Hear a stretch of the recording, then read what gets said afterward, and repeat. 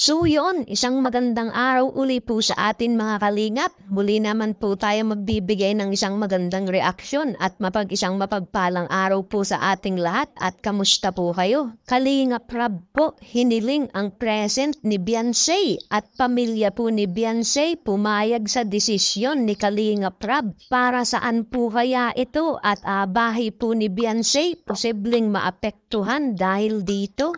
So yan po yung ating pag-uusapan at tatalakayin ngayong araw mga kalingap, at kung bago ka pa lang po sa ating munting YouTube channel, palike and share and subscribe na po para lagi po kayong update sa ating mga video.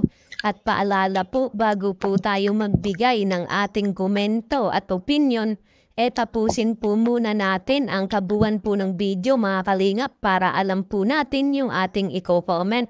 At suportahan din po natin palagi ang mag-ama na matubang na si Kuya Bal Santos at Kalingap Rab sa mga araw-araw po nila na pag-charity vlog.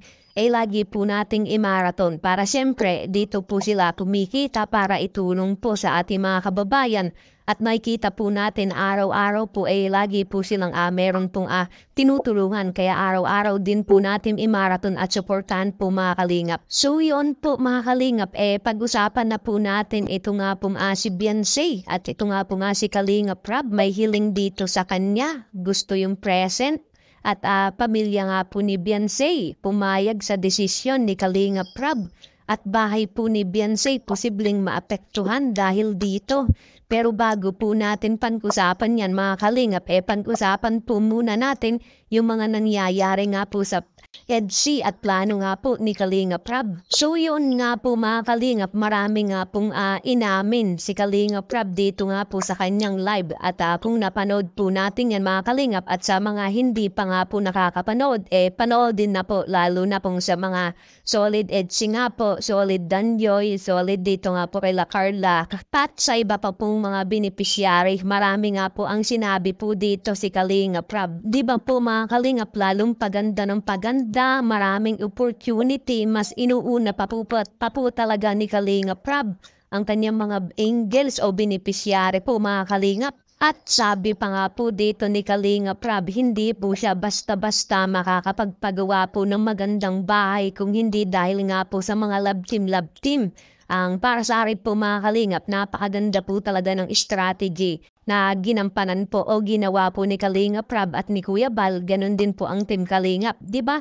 Kumbaga dito talaga nagiging maganda ang daloy at nagugustuhan po talaga ng ating mga viewers yung meron nga pong love team. Kasi kung wala pong kalab team nga po yan si Beyonce at hindi din po si Papa Eds, masasabi ko din po mga kalingap na hindi rin talaga magiging maganda. Kumbaga hindi talaga katulad po ng ganito. Kumbaga tulad lang po si Beyonce ng mga angels nga po pero hindi po siya sisikat. Kasi kaya din naman po talaga sumikat mga kalingap at talagang number 1 nga po dito sa Team Kalingap, talagang si Papa Eds nga po yung napunta po sa kanya. Sabi nga din po niya, isa din po talaga niya sa crush itong si Papa Eds. Kaya talagang binigay din po ni Kalingap Rab at talagang nakita naman natin yung epekto. Marami talaga ang nagmahal, marami din po talaga ang nagustuhan yung kanilang mga ginagawa. Kahit alam naman po natin na napakahiyain po ni wifey. Kita naman po natin ang naging apekto nga po ni Beyonce. Naging maganda na napagpagawan nga po ng malaking bahay at isa nga po siya sa nagumuna nga po na pinagawan po ng bahay at number 1 din po na maraming sponsor. Ang maganda po niyan talagang nag-hit yun talagang kanilang love team na kumbaga talagang marami po ang views na binigay po si Beyonce at si Edo dito nga po kay Kalingap Rab at ganun din po sa Team Kalingap. Kaya manasabi ko talaga na number 1 at talagang blessing na blessing yung mga natatanggap po ni Beyonce dahil sa mga opportunity na natatanggap po niya kasama po itong si Edu. At isa pa mga kalingap, habang tumatagal nakakapag-travel na din po itong si wifey natin at dito po sa Pilipinas kahit saan-saan na nga po nakakarating. Kasama po niya ang Team Kalingap. Kaya talagang masasabi ko mga kalingap na sa isang taon pa lamang po niya mahigit talagang nagiging successful na nga po si Beyonce. At so yun nga po mga kalingap sa kabilang dako naman po tayo. Ito nga pong hiling po ni Kalingap Rab dito kay Beyonce na present at pamilya nga po ni Beyonce ay dinagdesisyon nga po na talagang pumayag nga po dito po sa request o hiling po ni Kalinga Prab. At ano nga po ito? Posible maapektuhan ang bahay po nila Beyonce dahil dito. Ito nga po mga Kalingap, nasasabi nga po ni Kalinga Prab na siyempre papasok na nga po itong si Beyonce natin sa college. At sabi nga po ni Kalinga Prab na napakalaki nga po ng bahay po nila na siyempre alam naman natin na maliit pa yung mga negosyo po nila, nagsisimula pa lamang po. Kaya kumbaga kailangan ng income talaga ng pamilya nga po ni Beyonce. Kaya nga po ang hiling po ni Kalinga Prab sana sumama nga po si Beyonce sa bawat pagbablog nga po niya. At sabi din po ni Kalinga Prab hindi naman po mahirap yung gagawin po ni Beyonce nakakapagod. Diba mga Kalingap, sinisecured na nga po ni Kalinga Prab para lagi pong tulungan at lalo din pong gumanda ang takbo nga po ng buhay nila Beyonce. Kaya talaga na dapat po lagi mag-adjust po si Beyonce at humuha nga po ng magandang kurso.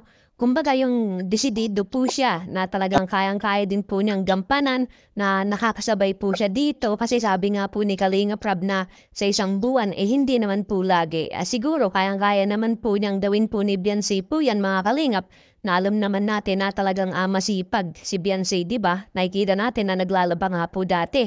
Dito pa kaya sa pagbablog na gaganda pa ang kanyang takbo ng buhay, lalo mapapaganda dahil siyempre matutulungan din ang kanyang pamilya. 'Di ba? Siyempre nga po mga Kalingap, ito nga pong si Beyonce ang nagpaganda ng buhay po nila.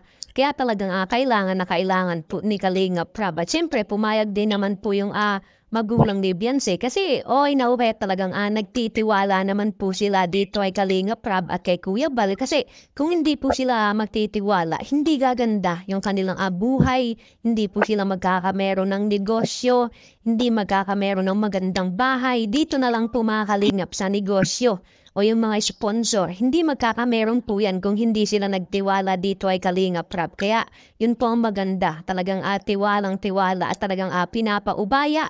Katulad na lang po mga Kalingap sa pagdadrive, di ba? May mga rules nga po na talaga na kailangan pong sundin ni Beyonce.